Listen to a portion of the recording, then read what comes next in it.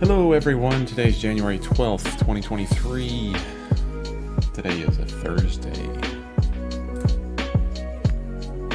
Kind of struggling with what to talk about today in this live stream. It's going to be about drawing, I know that. But yesterday was a super busy day for me with work and everything, which is totally cool. Pays the bills and all that stuff. But I was struggling. I was thinking, man, I really want to teach something about drawing. There's so much into it. There's so much going on with just drawing. It's so important. Need to do it all the time. And then I just settled on that. Just draw. That's what we're going to do. We're just going to draw today, and we're going to talk about drawing. Because the most important thing that you can do to get better at drawing is to do it. My preference is to do it daily, every single day. At least do that. Yeah, because if you're painting, you're drawing. Not if you're sculpting. I don't know if sculpting is kind of like drawing. Depends on what type of sculpture you're doing. I am a novice. Below a novice when it comes to sculpture. I've never done that. Maybe one day I'll get into ZBrush or something. Three-dimensional sculpting. That would be interesting. But for right now, I got enough going on. So we're just going to draw. And I'm going to continue on with this drawing that I was working on yesterday of this handsome gentleman here. I don't know who this is. It's a photograph from Unsplash by Sarah Nautner. You made it! Thank you, Thinker, for making it. I appreciate you showing up, even though you were like, I don't know if I'm going to make it, but you made it. Thank you so much. Means a lot. So we're just drawing today. And I'm going to kind of, just talk about drawing as we go. There's not a lot of structure in today's episode, but I think I'll probably talk about a bunch of stuff. So we're going to go full screen on Krita, which is just by hitting tab, you can go full screen. I think if you've been in this live stream as much as Thinker has, you will know that tab does that. So just drawing today. I was thinking about all these different ways of drawing. And one thing I might do is kind of go through those ways of drawing as I'm drawing. And the cool thing about it is I can practice drawing and talking at the same time. Which is in itself, not the easiest thing to do. If I get this drawing done to a point that I enjoy or I like, I might start another one, maybe a full figure. That would be kind of fun. So if you have any questions there, Thinker, let me know. Or if you have any direction for me, that would be good too. That's really what the questions are. They help direct me into something that helps you tremendously. So when I start any painting, when I start any drawing, the one thing I do is I start out with what I think is going to be the easiest. I got this from Richard Schmid, one of my most favorite artists. He's not living anymore, unfortunately. He died in 2019, I believe.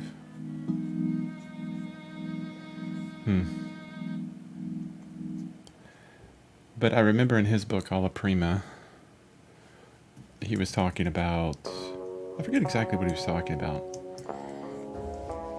Or at least where it was in the chapter. It's been forever since I've read his book. But when you're faced with a blank canvas and you're looking at your reference or you're looking at the landscape in front of you, a lot of times it's debilitating to figure out where to start. And what you want to do is just look at your subject matter, whatever that is, and start where you think would be easiest right away. Let me know if the music is too loud as well. I have it in my headphones. It's nice and loud. Well, not super loud, but I don't want it to make it hard to hear me. So if you look at my reference here, this gentleman, what would be the easiest for you to start with? Would it be the specifics? Maybe the glasses, the nose, the brow line? Would it be just the general shape of the head? What would you start with? Because, the answer to that is never wrong. Whatever you think is easiest, just go for it. Do you try to get emotion into your drawing and sketching?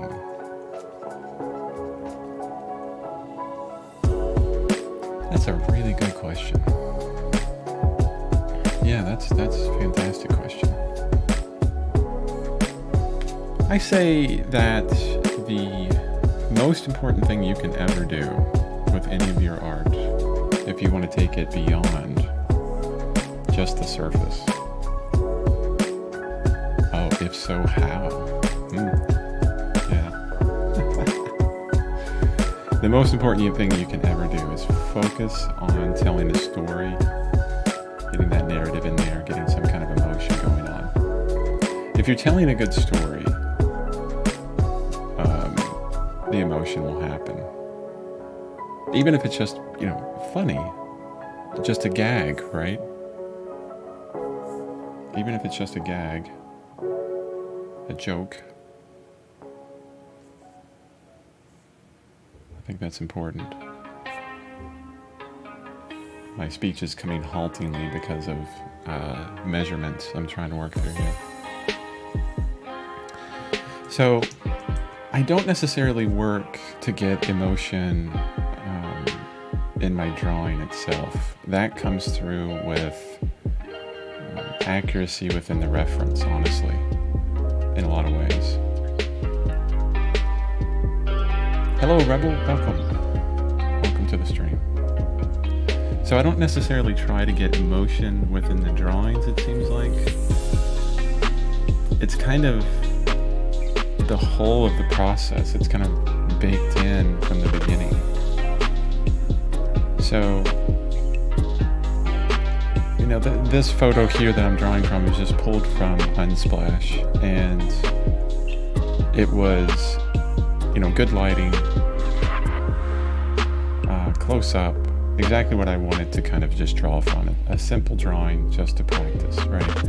And a lot of my paintings, if you look at my website at chrisbevan.com, you'll see a lot of figures that are just sitting on a gray background. And actually our previous, I don't know how many streams, 6 or 7 streams we did about composition. That's where emotion is built. That's where it's planned. Emotion in a piece of artwork, emotion in a painting is really something I think that's best planned, honestly.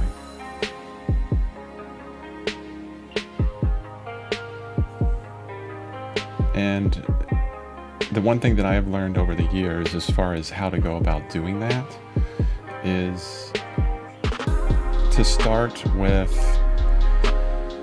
well, there's several aspects of it.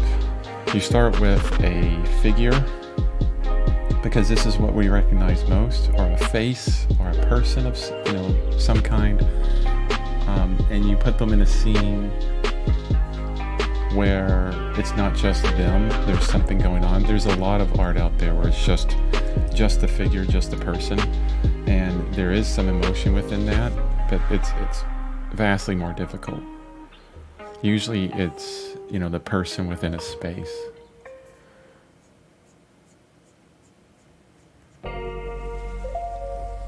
This is just a fairly quick drawing, honestly. So I'm working on a narrative piece right now called Where's My Love, which is kind of dear to my heart right now because I'm working on it. Like every painting, you'll work on it, you'll get attached to it.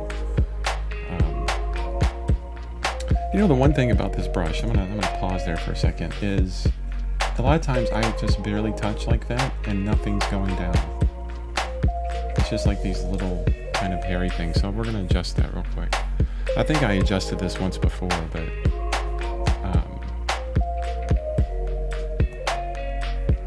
could be the opacity or the flow. Let's up the flow to 53%.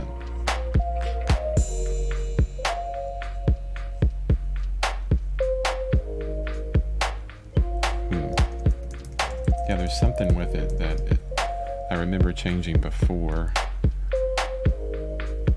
Maybe it was the strength. Yeah, so let's do this. Let's raise the bottom so that I won't go below putting something down, no matter how light I press. See how that works. So that was the brush editor. Talked about that on one of the live streams. One of the most powerful parts of any painting software, the brush engine. Krita has like 20 different brush engines within it. It's fantastic. Let's get rid of all that. I don't like those shadows in there. Control Z is your friend. So it starts within the composition phase as far as getting emotion into your artwork. Now, if you're starting with a portrait where there is emotion within a portrait, like a photograph, you're starting with a photograph and maybe, let's say it's the happiness on a child's face, and you want to capture that. Ultimately, it's a drawing problem. And you have to arrive at that through drawing. And it's very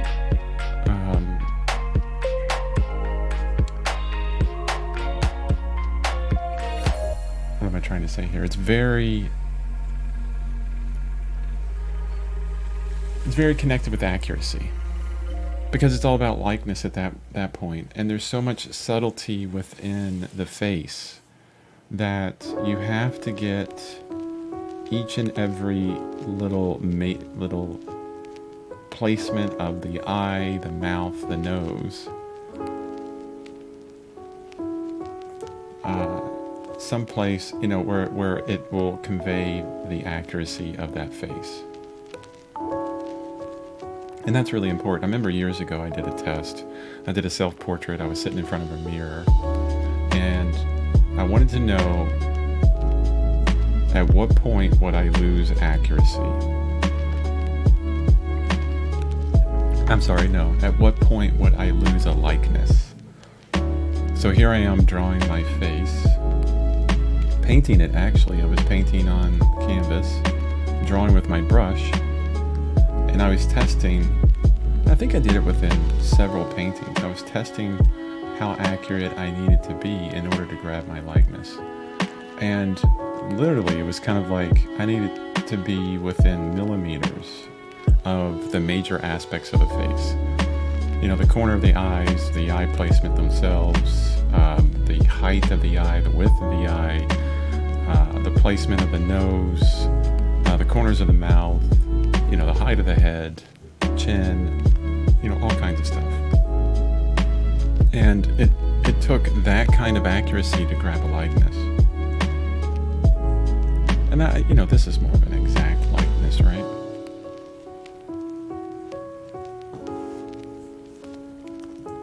And that's the way to grab emotion in a photograph. Now, if I was wanting to tell a story, okay, within a painting, which is, I will say, is the hardest thing for artists to do right now. Us artists, when we're working with one image, it's a lot harder to grab or to tell a story or show emotion within one image. It's possible, and that's why those images last, forever. The ones that show emotion, that are actually able to communicate emotion within their artwork, those are the ones that last the longest, because it's so darn hard to do that. But if I was going to do it now, I would start with that story. I would say, okay, I have this idea. Usually what happens is it pops into my head like, oh, I have this idea of a figure interacting with another figure in such a way, right? Or a figure looking at this vast landscape and the awe of the landscape and the smallness of the figure, like the minuteness of humankind, right? Into this vast beauty. And that's what I want to communicate. That's really where it all begins, because that's what will give you the impetus to determine what the lighting situation is going to be, what the colors are going to look like, all kinds of stuff. That's going to tell you everything. And you build every stroke you do from there, whether it be in paint, traditionally, like oil paint, acrylic, digital. Every stroke that you put down is for that one purpose, to communicate that idea. So the first thing you have to have is clarity on your idea, clarity on the emotion that you want to communicate. And it really doesn't matter what it is, honestly. What matters is, because there's a lot of, what do you call them, tropes that are out there, emotional imagery that is kind of repeated over and over again. But that's okay. Don't worry about that. I worry about that a lot, because it's like, well, you kind of see this all the time. Something like teen angst. Oh, I hit W. I reset what I did with my brush. I hit that so often. Maybe I'll save this into a new brush. Do it later. For those of you that don't know, I got a keybind set up. We set it up, and it's part of the resources that you can download. A bunch of keybinds within Krita. Go to my Gumroad to actually download. It's $10. Or if you want 50% off, use the code CB50 off.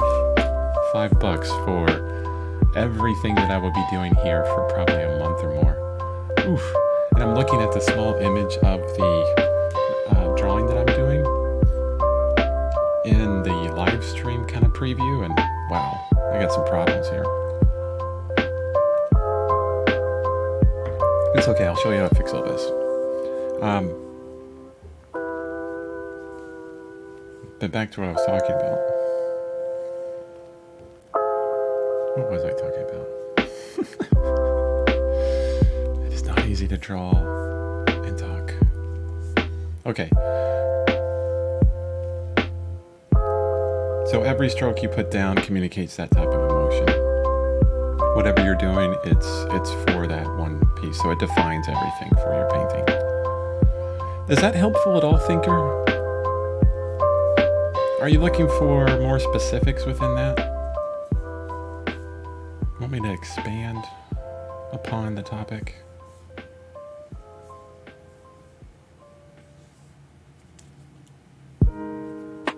I'm just really shooting in the dark right now with this drawing. I'm not bothering measuring much, just kind of throwing a lot of things down.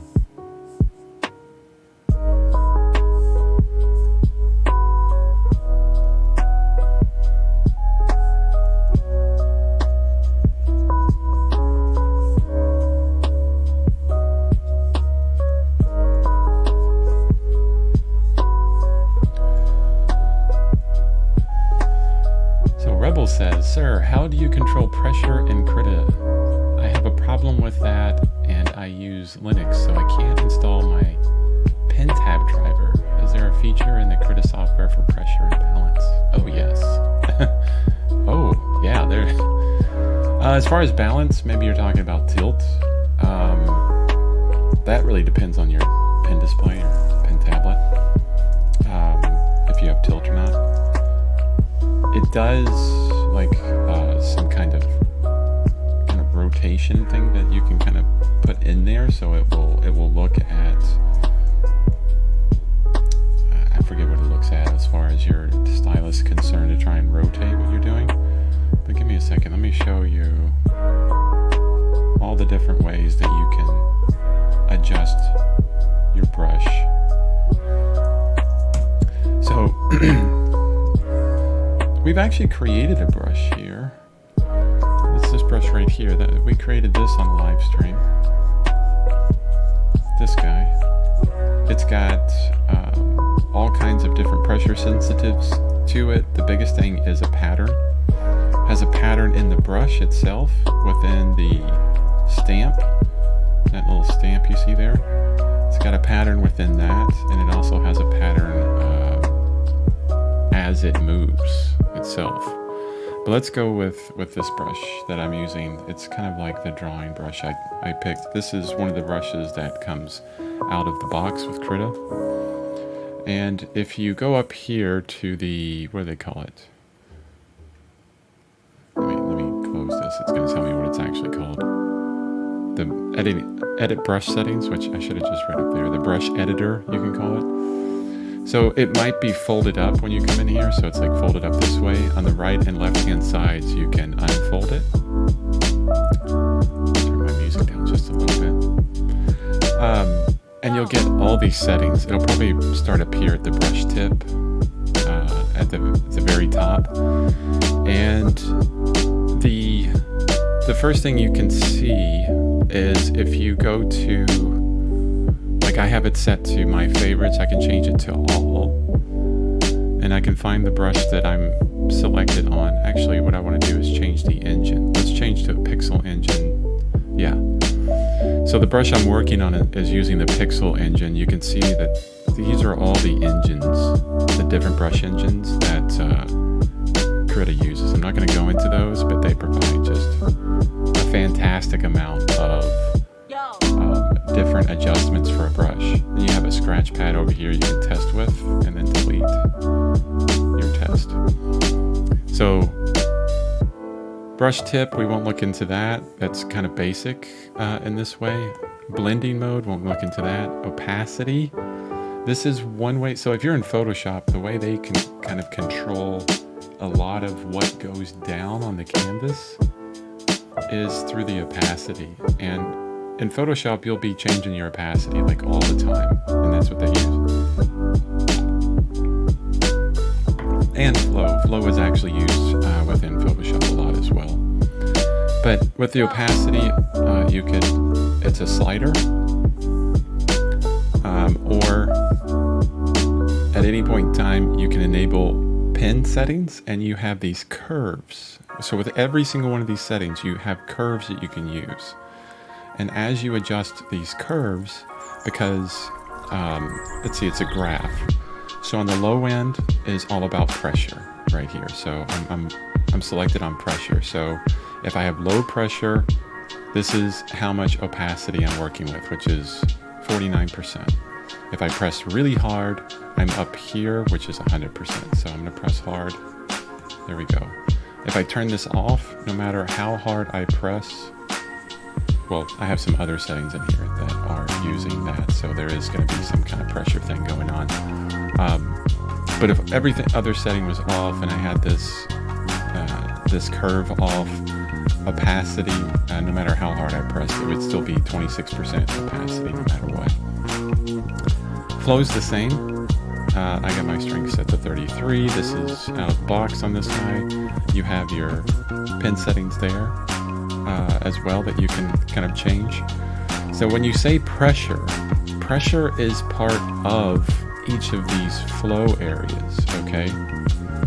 And you can set whatever you want based on pressure. You can set your opacity, you can set your flow, you can set them all. You can set your size based on pressure. So this one, there's not a big change. I can go from 50% size to 100% size depending on how hard I press. And you can see that change isn't very big. But if I drop this down, pressing light, and then hard, right? So now I get a much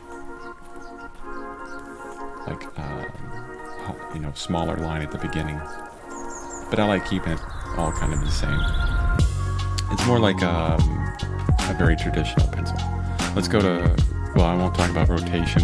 Actually what I was talking about before, they use tilt direction to change rotation. So this is actually working here. I like change how my brush is tilting. I can get some difference rotation, but it's a circular pattern within my brush tip, so you're not going to see that very much. This is using a pattern, so you can add patterns.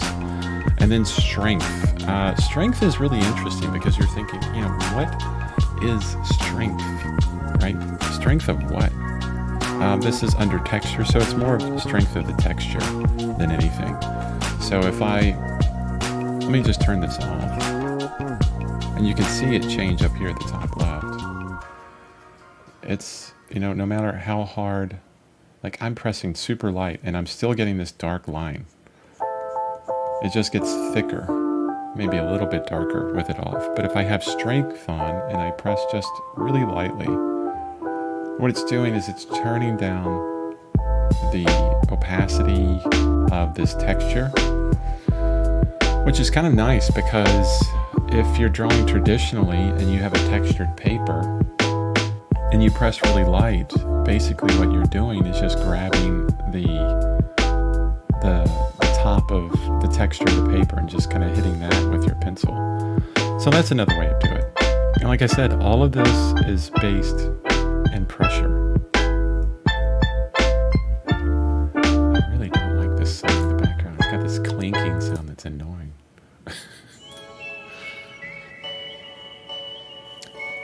If, Rebel, what type of pressure do you mean? Like, what do you want to control with your pressure? Get specific for me and I'll show you how to do it. Just let me know in chat. I'm going to get back to this drawing for right now.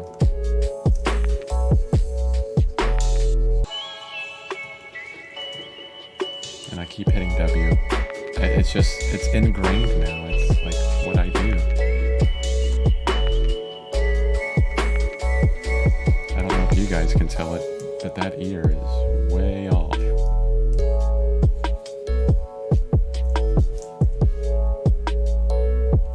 Where do you need to go, Mr. Ear? Yeah, that's about good, I would say. That means okay, this is one thing that I do know about drawing heads. Wherever you think the back of the skull is, push it back further. It's never as far back as, every time you draw it, it's like, oh, it's even further back. Really? Is the skull that far back? Really? Like all the time, the skull is just like forever back there. Oh, and another thing, go off the top of the page. I see so many drawings where people just like scrunch the head down because they don't want to hit the top of the page. Please, please, please go off the top of the page. Don't cut off the top of a head. Yeah, as soon as I put that hair in, I kind of outlined the head a bit nicer. So that helped out everything a little bit. Thank you, sir. For the tip, maybe I will apply them later. Well, was there a specific pressure that you wanted? Like, do you want it to get darker or lighter? Bigger, smaller? More texture, less texture? What are all the options? There's a ton of options that you could apply pressure to. So, you want it to be more opaque or less opaque? Do you want to put more digital things down? Oh, that's interesting. It's got some weirdness going on. Do you want to put more things down or less things down? Right? Do you want to change the size, like make it bigger or smaller? Ratio, that's interesting. Depending on pressure, you could change the shape of your tip. Spacing, mirror, that's interesting. Softness, sharpness, rotation, lightness. What is that? lightness, what? Lightness mode. Okay, this is interesting. Disable brush. Disable. Brush must be in lightness mode for this to apply. Huh, it's disabled. Whatever lightness mode is, that's interesting. Scatter. Darken, mix, hue, saturate. So you can change color depending on your pressures. It's all kinds of crazy stuff. There's so much you can do here. I mean, I could spend like 20 live streams just talking about all the different brush engines and how you can adjust them. And I can't draw right now. What happened? There we go. W always works. I set up a keybind. So anytime I hit W, it will reset my brush to what it's saved to, no matter what I change. Probably one of the most helpful keybinds I've done.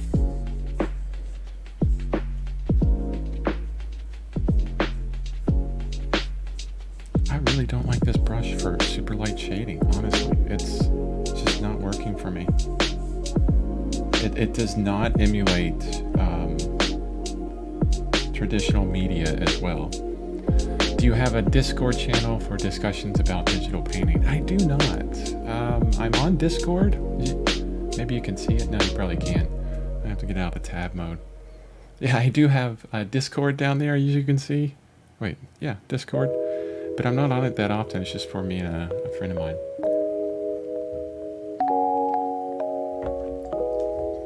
Yeah, I do so much right now that the thought of adding in a Discord channel at the moment is a bit too much. A bit too much. All right, let me get some more of this drawing in. You know what's interesting is the shape of this forehead, the change in planes. I can't see this plane here very well, but I know it's there. So I'm going to throw it in.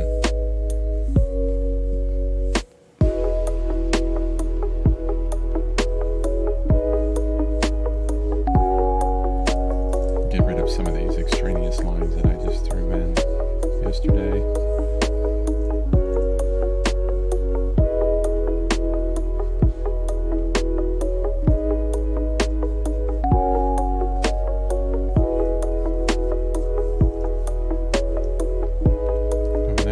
Further down. That's like way down here.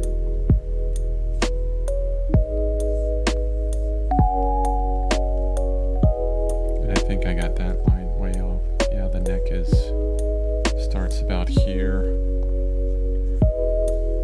If you're wondering what I'm doing, I'm visually, not specifically, but I'm visually doing this, drawing straight lines over in my head to see if I can match certain things. Always helpful. This is almost like the sight size technique with drawing. If you guys aren't familiar with sight size, this is a very atelier approach to drawing. John Singer Sargent used it. Many, like if you go through the BARG course, you guys know the BARG, B-A-R-G-U-E course. It's just like ancient, well not ancient, it's this really old course that was created in like the 1800s of some time to get people up to speed on drawing. Honestly, it's super arduous. The methodology is sound though for drawing. Oh, and by the way, if you don't know, I mean, I don't know how many. There could be an infinite number of ways to build a drawing, or to draw, to start out drawing, to get what you're seeing on a page accurately. There's so many different ways of drawing, and the sight size method is one of them. But just to basically go over it, it's kind of exactly what I'm doing. Let me zoom out a bit. Sight size is when, and you can do this in, real life, you put your canvas at a distance from your subject so that what you draw on your canvas is the exact same size as the subject. So to illustrate this just a little bit on the side, go over here, a lot. If I had a person sitting for a portrait right here they are. They're sitting back there. My quick Pictionary sketches meant to illustrate and publicly humiliate me. There's this guy with really bad arms. I don't know why I continue to humiliate myself by doing this. This guy's sitting here on a chair, and you want to paint this person. Maybe it's a girl. Or a guy. I have long hair, so girl or a guy. And if you set up, maybe you just want their head, you would set up your canvas like right on level with them so that the head that you painted would be the exact same size as them right next to it. And, you know, this would be your easel right here.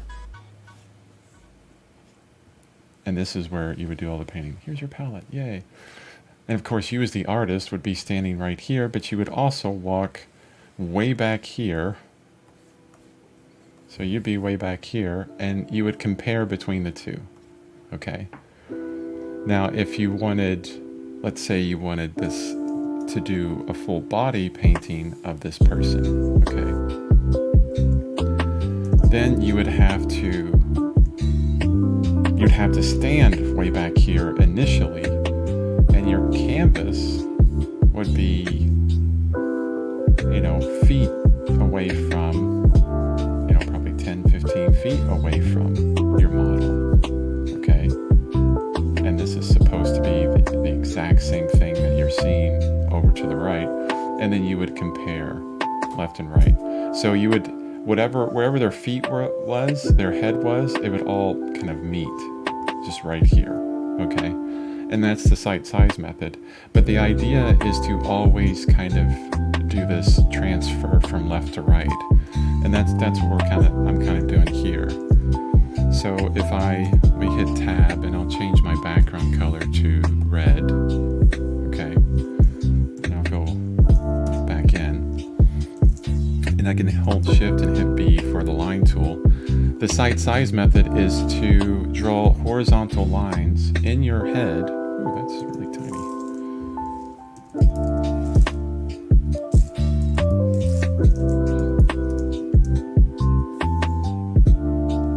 So you would draw these horizontal lines in your head to match up things. And actually, you know, digitally, we can see that the top of this corner of the glasses is much further down. So that's a really good indicator for me, because that means everything's wrong, okay? Like even the eye placement here is going to be wrong. It needs to come down. Where's this eye comparatively? Oh, that's right on. So basically that angle that I did today, like everything I've drawn on this live stream hasn't been accurate. My excuse is that I've just been talking while I'm doing this and not really focusing too much on it. But this is the sight size method. So and it's just one way to draw. It's just one way out of a bunch of ways to draw. Where are we at on time? 40 minutes in, we still got 20.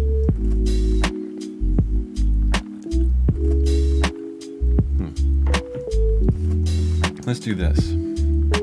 Another way to draw, and I really want to draw this figure. Now, I have to tell you about this figure because this is not my photo. It's not a free photo. You cannot get this photo unless you pay for it. This is from ArtStation, and the specific pack, I'm looking it up right now. Give me a second. Go to my order history. Or no, maybe I'll go to my is. I'll go to my library.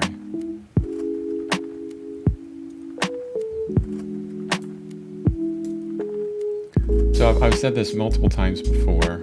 If you want really good reference imagery, artstation.com is a great place for wonderful references. I have to be careful with showing you a lot here because there's a lot of nudity. So you got to be careful with that, especially on a live stream or, with young kids, parents that don't like nudity, whatever.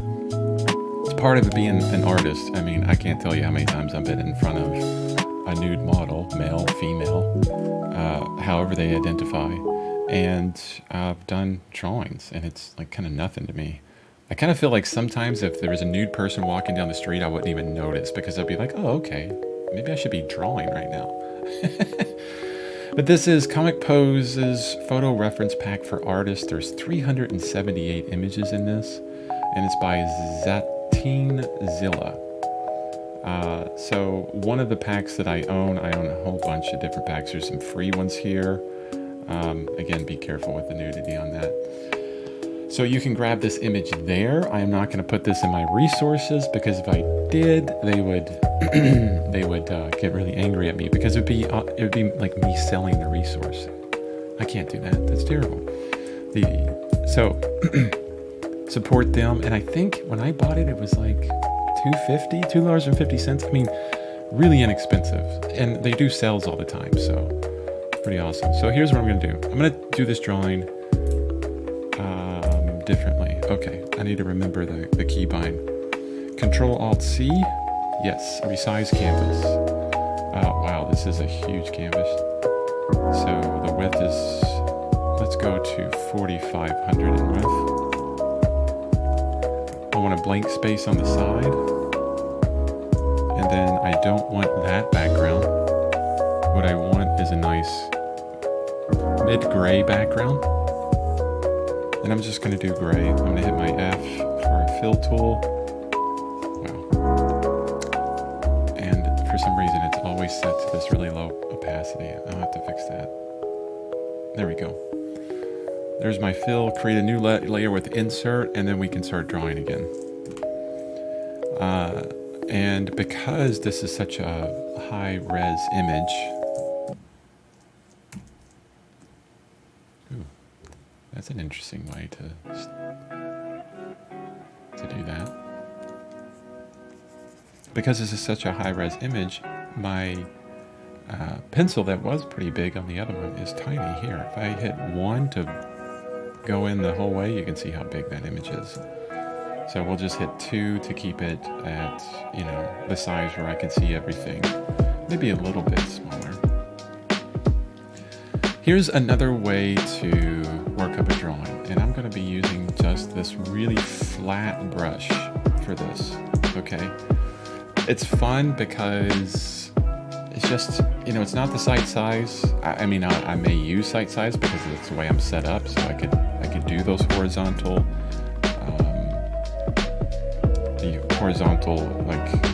comparisons, but I'm not going to worry too much about that. What I'm going to do is work in shapes, like big shapes. So, hair, head. Oh, and probably, you know what? This is the way I wanted to start. I remember now. Let me get this small pencil. And one of the ways that I love to start, especially a complex figure like this, where there's a lot going on, and in order to get this right, you have to get a lot of the anatomy right, a lot of placement right. I'm going to start with this kind of sketchy thing, okay? Maybe you're drawing something where, and it's almost gestural, okay? Maybe you're drawing something that you want the emotion and like Thinker had that question about. It's good to do some gestural kind of things at the beginning to get this kind of idea, and maybe you're always pushing that emotion, right? Maybe you'll push the form of the body a bit more. Maybe, kick that hip out a bit further or something, but doing this kind of gesture, and then you definitely want to get kind of this weight going down because she's got all of her weight on one leg, but maybe I want her to look like she's floating because she's in this kind of superhero comic book stance where she's meant to be floating above things, right? So I'd probably change things to make it look like she's floating a bit more. But the idea of this kind of phase is to just get something down, something that you can kind of jump off from. I'm not worried about accuracy per se. What I'm worried about is just getting that impression, that gesture, really. Not really worried about much, just kind of having fun, honestly. This is the fun stage of the drawing. You'll see, I'll go back to ArtStation again, especially if you're doing digital. Create an account, create collections. There's a lot of artists that will show their process of how they worked up these amazing images, okay? And they're usually, kind of in a GIF format, GIF, however you want to say it, an animated GIF, and you can look at that over and over again and see how they've worked up their drawings, their paintings, and gain a lot of understanding from that. And most of the time, when I look at those, I see this. I see this kind of sketchy, this is the idea phase. I'm in a sketchbook and I'm kind of figuring out my idea, my emotion, right? We talked a lot about building up compositions through a design process. That's another thing that I shared with the resources on my Gumroad, that you can download a Krita document for that to help you build up your ideas. That's what I should have gone with first, Thinker. Get that design process document out by Krita and use it. If you have an idea, write it out. That's where it started with. And then do your thumbnails. Okay? So now that I have something down, I'm going to pour my tea. Because that's a definite part of the drawing process. You have to have a nice, hot, tasty beverage, or cool, tasty beverage. And then let's get back to it. So I'm gonna work the drawing just a little bit more to get some ideas in here.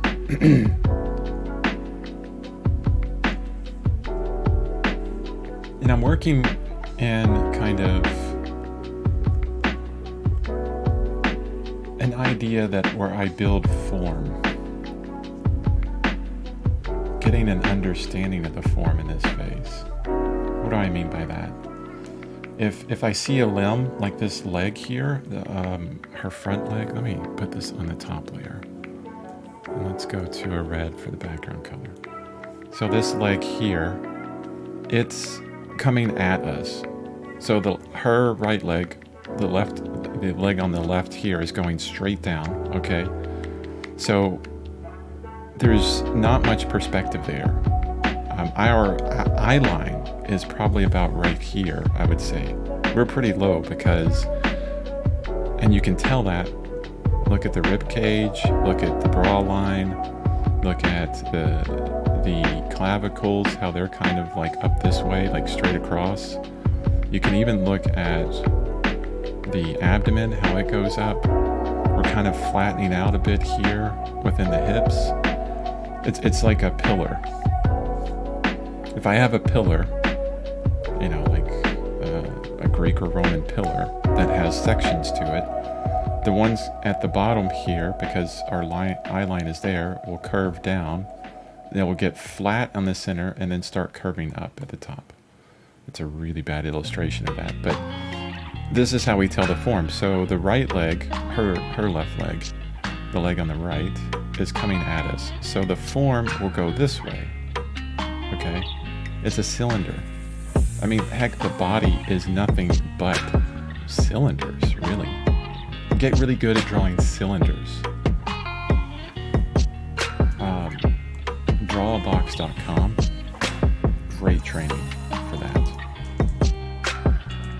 But a lot of times, just drawing what you love, what you want to try and get good at, and really studying these forms and always thinking constantly about how can I describe that form?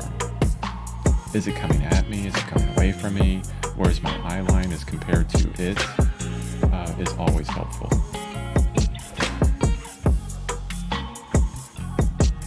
Actually, I like doing this. I like just drawing and talking about all these aspects. It's kind of like as I'm drawing complex things, I can come up with, a bunch of things that I've learned. Give me some feedback on that, guys, if this is good for you, just watching me draw and I come up with all these different things. Do I need to have better organization within these live streams? Always have something major to talk about? Or do you just want to watch me draw, and as I come up with stuff, you ask questions and I give answers? It's your live stream, it's not mine, honestly. That's why I'm here. I'm not here to just show off, because heck, the drawings I've done so far are nothing really to show off about. So it's your live stream, and I'm here for you to try and help you. That's my purpose in life. It's trying to help other artists become better versions of themselves, whatever that is. I'm not trying to get you to draw how I draw. Make the art that I make. I mean, there's enough of me in this world. I want more of you, so let me know. Put a comment in there. What do you want to know? I mean, I'm 48 years old now. Wait, no, 47. I'll be 48 this year. And I started art when I was like 9, maybe less. 5 years old, I think. I was really young. But there have been times in my life where I've stopped, and boy, man, talk about stunted growth. Not doing anything for years will reset everything. It's like a big start over button. Do you spend a fair amount of time doing gesture drawing? Oh, wow, yeah. I did gesture drawings. I mean, I haven't done gesture drawing for a long... Oh, do you mean like in life, or do you mean just within any piece that you do? I'll answer both. Within life, yeah, I've done a lot of gesture drawing. Practicing gestures is so important. A great book to look at for structure and gesture is Steve Houston's book, Figure Drawing for Artists. It's fantastic. As far as I'm just kind of getting stuck, not stuck, but just interested in this drawing. It's my, here. So I'm continuing to just noodle, honestly. But as far as gestures within, if I'm drawing a figure, I wouldn't probably take it this far. So let's move on with this, where I'm going to go to next. It would be, let me do another layer. If I did gestures of this and I was just kind of figuring out the gesture, usually what I would do is, like I did before, the head, figure out the major parts of the body. Maybe this neck here. I like the hair, obviously. The hair is like this huge aspect of this drawing. And you're not trying to draw, accurately here per se. What you're trying to do is get this flow of the body. Bring this hip way out. I don't like that. That's a great thing about everything digital, is just the ways to undo. So I'd probably bring this out. And I'm working just in like sticks here, okay, at the beginning, to really help me kind of figure out what I want to do with this. Work in the big blocks.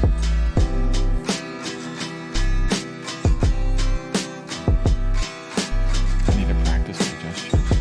You know, this is one thing, it's like, you can't keep everything up all at once. I could continually work on my gestures, but is that going to help me as an artist, like what I like to do, like the paintings I like to do? I could do gestures every day for 10-15 minutes, and then I could do lay-ins for 20 or 30 minutes, that kind of thing, but it's not really going to help me as my end goal all the time. I'll get back into gestures for some time, but this is the basic that I would do. And at this point, I'm like, okay, I got something down. Let's move on to the next stage of this. And what I wanted to show you was this kind of big blocky phase where you can build up a drawing this way, where you're looking at the bigger shapes of everything. And this brush is so huge that it's hard, and that's what you want. You don't want to have this little tiny thing, and that will get you into the details way too much. So what this is kind of training is, oh, there's the 4 o'clock alarm. And heck, I can make this bigger. What this is training is getting you to think about the big shapes, to simplify, constantly simplify.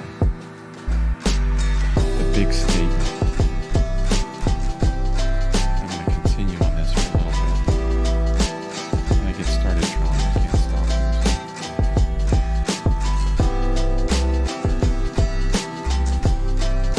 Using shift a lot to change this brush size.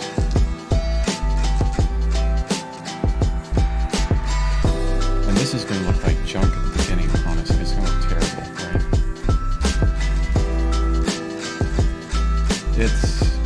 And usually I wouldn't be putting in like all this dark background, but that's what this piece needs. It needs a dark background. Imagine that I'm drawing a figure at Life Drawing or something. At this point, my hands would be just a mess with charcoal, because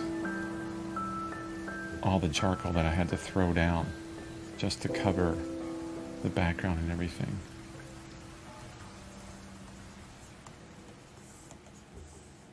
And this is a round. Honestly, traditionally what I would use is going to be like a square. Let me see if I can find a quick square here. No, actually, you know what I can do? I can go in here. Oh, this is a very simple pixel brush. Oh, it's just, there's no square or anything to it. Okay, let me pick out the square brush. I know I have one in here that's got a million brushes.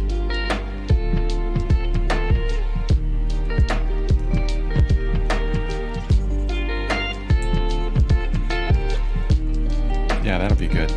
Actually, this will be perfect.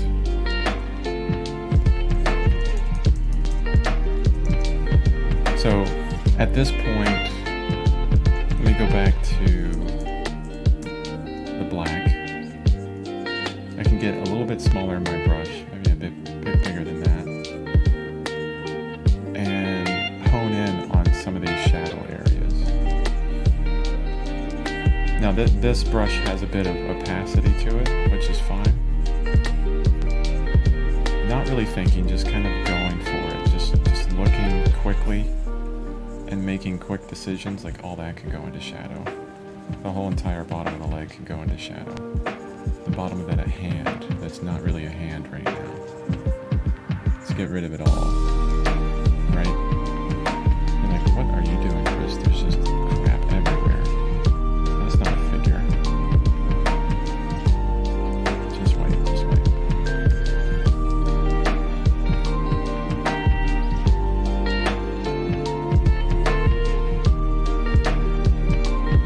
This is honestly a very fun way to work. It's very fluid.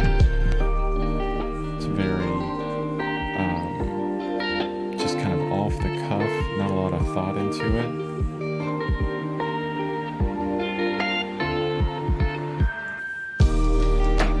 It can help you get to that emotion a lot faster.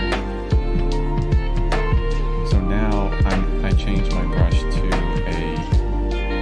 an eraser, okay? And I'm going to be carving into a lot of these light areas, changing the size just a little bit so it's a little bit smaller. So carving into these dark areas, getting a little bit detailed in there, especially around the head, because I think that's important. And then I can hit E to go back to just painting black really quickly. Getting too detailed already.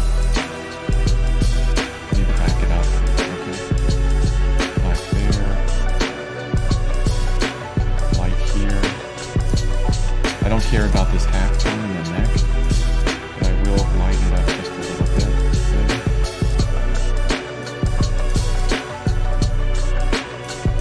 Going back to black. Getting kind of that broad shape in, carving back in. You're kind of sculpting this way. And you'll, especially with a high contrast image like this one, you're going to get this light and dark impression that's really nice. I mean, this is kind of gesture in itself.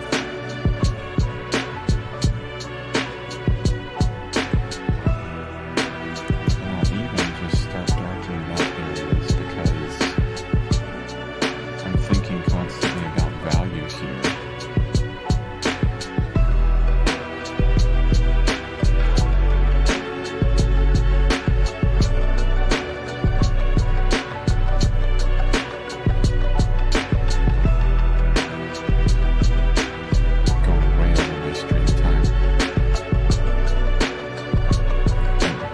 Try to stay as organized with my time as possible because I have so much that I do that if I don't do that, I'm rushing the rest of the day, but that's okay. This is too much fun. So do I need all of those extra halftones and colorations within that to describe exactly what's happening here, to grab that emotion? This is the basis for beautiful artwork, honestly. You can grab everything you need. If you can communicate everything you need in just simple black and white, this is where it becomes powerful.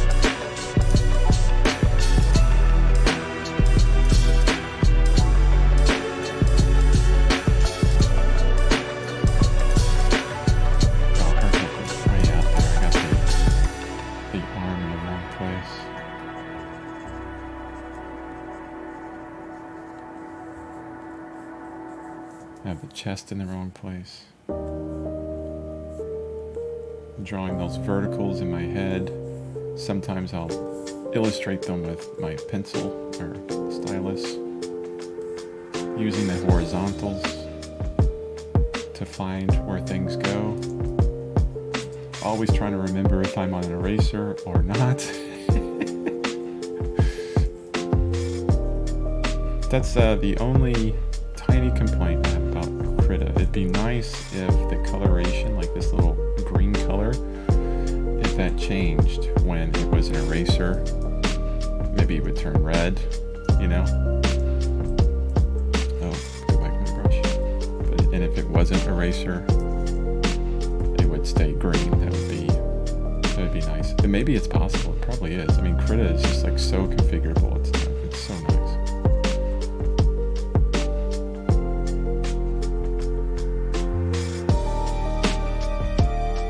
This is the kind of thing where you can get this impression going of a painting or drawing, and then just keep working it, keep working it, keep working it. And eventually you'll come out with this like beautifully rendered thing.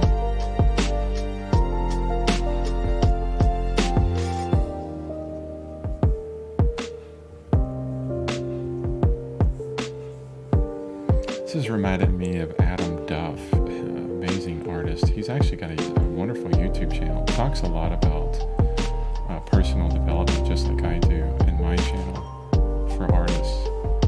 And his art is a lot of, a deep understanding of value.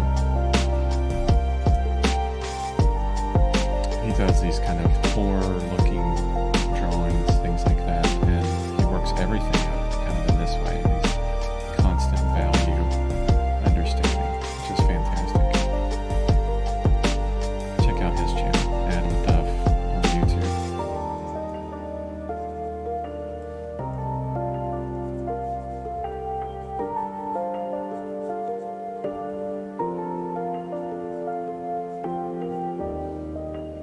I just really love the human body. I mean, not just the female body, male, female, regardless. As a person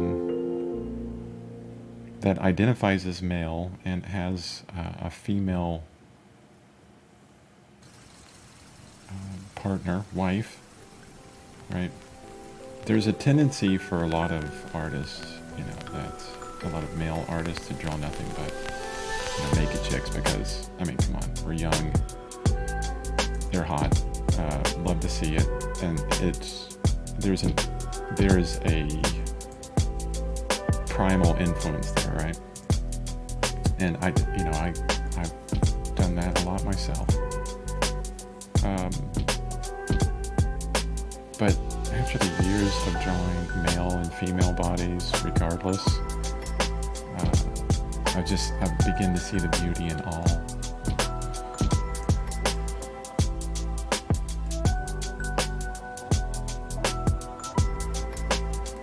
So here is where, at this point in this drawing, where you can start going in and really honing in on the detail.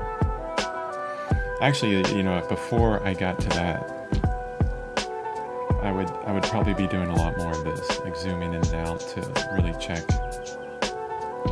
the values, check the drawing, see proportions, see if they're on or off, if they need to be on, if they need to be off, this kind of thing. There's a big chance that in a lot of ways you don't need to have proportions correct in a painting. If you're illustrating the emotion that you want well, it doesn't matter. It's so adjustable, this way of working as well, because what you can do is, I just erase that whole hand and fingers because they weren't in the right place. And then I put them in the right place, so that's pretty close. That's close enough. I don't need to be perfect on this. Trying to get that light and dark shape. This is actually a really, I would say this is a really good way for beginning artists to work in any medium. It's much easier in digital because, think about it. If you're trying to work this way in traditional medium, there would just be black everywhere. Especially if it was charcoal, you would be so dirty. You'd have to be in your garage and then sweep up afterwards, right? Because there would be so much charcoal everywhere. Here, it's nice and clean. You don't have to worry about all that. I can erase. It's actually, I feel like I'm cheating all the time.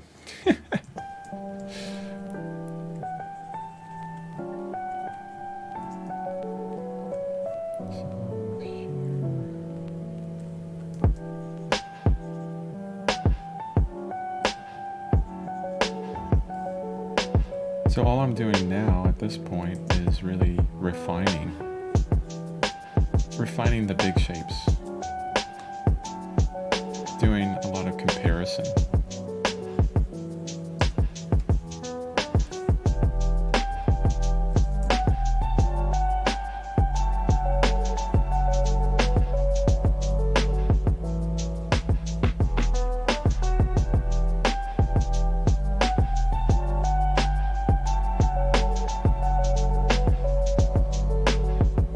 mean, talk about a forgiving medium.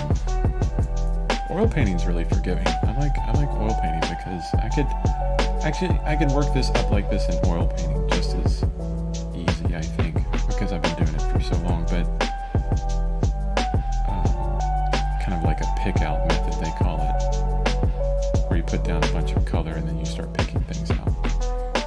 You still have to be much more careful than with digital, honestly.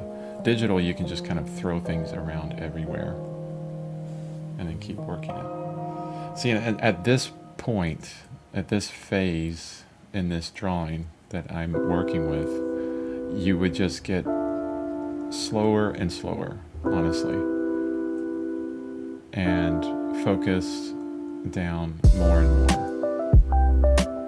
So at this point, I would probably adjust my brush size so it was a lot smaller. Does this have size adjustment on it? No, it doesn't. Actually, I like this brush for what I'm doing here. And then you could zoom in, but then I can't see my reference. That would be hard to do. Zoom out a little bit. I can get more and more detailed.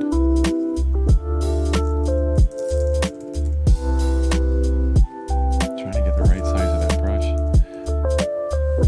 Thinker asked, do you spend a fair amount of time doing... Oh yeah, you already asked that. Set up before and clean up after sure is easy with digital as opposed to oil painting. Yeah, I mean, I have some methods in place with my oil painting, so the setup and cleanup is like 0. The setup probably takes me 2 minutes, if that, and the cleanup is maybe 30 seconds. No, I take that back, because I always want to scrape off my palette every time. So setup is probably 2 minutes as well. So if you get the right methods in place, check out my oil painting video if you're interested in that, Thinker. The non-toxic oil painting, because I have like a brush soak that I use, so I don't have to clean my brushes after each painting session. They just sit there for months and months, just totally good, sitting in their oil, ready to be painted or used whenever I want. I just I just clean them off just a little bit with a paper towel, put them back in that little tin or thing that I have with oil until the next time. Yeah, that's one thing that I got into deeply, because committing to art every day for the rest of my life was, it will force you into a lot of practical concerns where you're like, well, if I'm going to do this, I'm going to really commit to this. I need to have my materials available and ready, every moment of the day. And so you start getting into these different methods of, okay, can I cut out this part? There was a time there where after every painting session, I would spend probably like 5 or 10 minutes, well, closer to 10 minutes, just cleaning brushes, with soap and water, because I don't use any solvents. It was always just soap and water. And then I was like, no, this isn't sustainable. It got to a point where I didn't want to start oil painting because I'd have to do all that cleanup. But then I got to these methods where it was so easy, didn't have to do any cleanup, that it was like, yeah, let's oil paint today. I can't wait, because I don't have to clean up anything. Or I don't have to clean up a lot.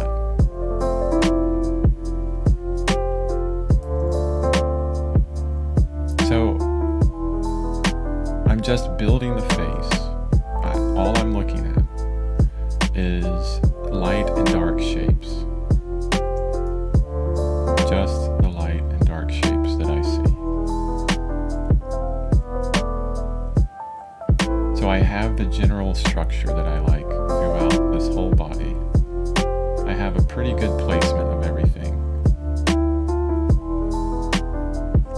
Now I'm going through and just refining, and that's all it is. This really is a fun way to draw. Holy crap. I haven't drawn this way in a while. My question on this is, I wonder if it would work with compositions that, I'm going to take that one out, compositions that are not high contrast like this. Would it work with, a very light scene? Not sure. We'd have to see. Have to try it out.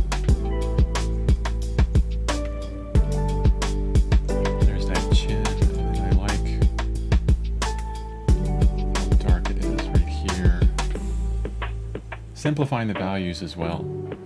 Always want to keep your value scale down to like 3 or 5 if you can. And you can in everything. Just takes some extra effort.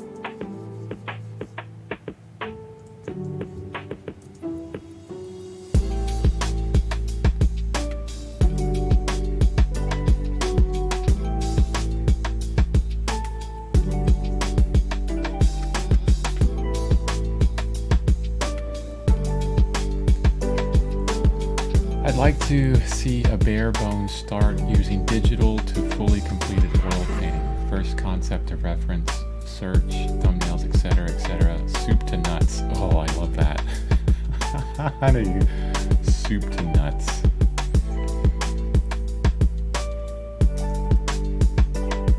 Now you got me thinking. Hence the moniker thinker. Or, is that right? Moniker? Did I use that right? Or I think so. Hence the avatar name, or whatever you want to call it. Got me thinking.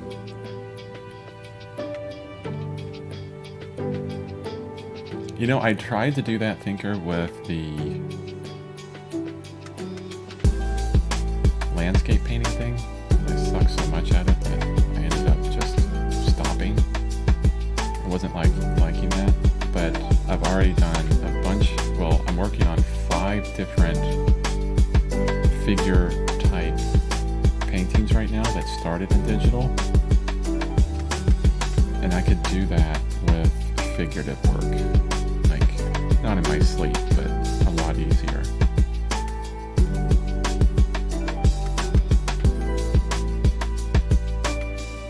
I do like this image,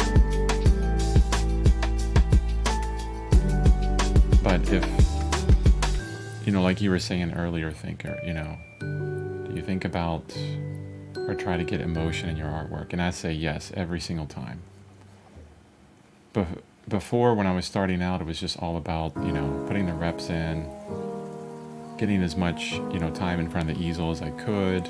Didn't matter what I was painting, as long as it was a figure and it was challenging. That's what I was doing. So not a lot of emotion in those works. I wasn't going for emotion, I was going for skill.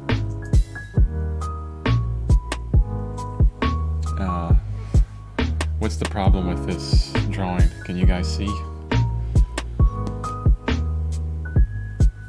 This comes from putting too much focus in one place, and I just did it.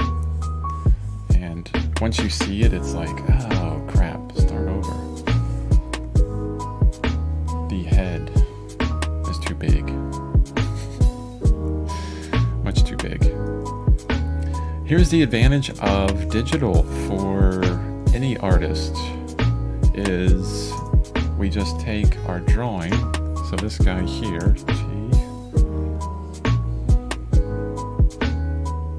change the opacity. Well, maybe not that far down. Does it even work with this kind of mode? Actually, it would be better if I did it this way. Give me a second. I'm way over my time today, that's fine.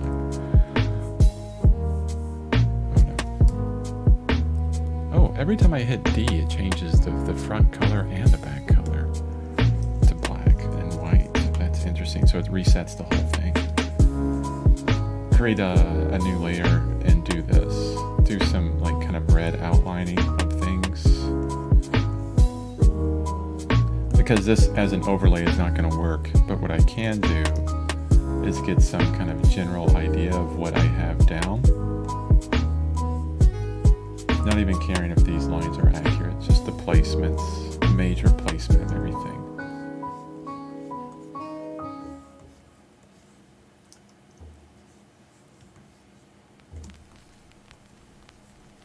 And then I can hit T and drag this guy over here. And look at all of the information this is giving you, like in an instant, right? I mean, I guess I could drag the reference over top of my image itself, but I hate tracing, honestly, not because tracing's bad. I mean, if you're trying to go really fast and you're on a deadline, trace. Yeah, just project and trace, right? But I'm not. I want to always improve myself as much as I can. And the more you trace, the more you kind of hinder that. But what I see here is right away the head is too big. So because my chin is down here, her chin is actually up there, so her head is this big where mine is much larger. And I've expanded everything. As I go down, I see the expansion of the figure. I started with a head shape and I didn't do any measurement, so the whole figure kind of grows as you go down. It gets bigger and bigger and bigger. This is a problem that I have all the time. And by measuring like that, you'll get a better understanding of, these intricacies that you have as an artist, of things that you tend to do all the time, and you can kind of plan for them. So I was just having some fun just throwing this down. So the accuracy is way off. But the great thing about digital is even that is easy to fix, quote unquote easy. I would probably go for changing the body more than the head in some ways. Get back to really comparing and changing things up, or just use this as a value study and start over with a lot more observation, at least a lot more measurement, a lot more comparison. I'm going to save this, and I haven't created a folder for the day. Because today's live stream, which I'm going to end right now or in a moment, is all about it's just draw. Yeah. Number 14, guys. We're up to 14.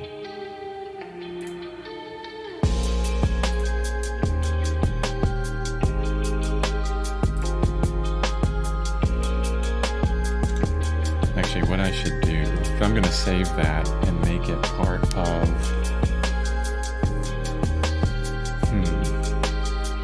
If I'm going to save that and make it part of the downloads, the one thing I need to do is put a watermark over this image. And that should be pretty easy to do. Let's see. Yeah, let's add our own watermark over this image to destroy the image, because I can't sell this. I really can't. What I can do is...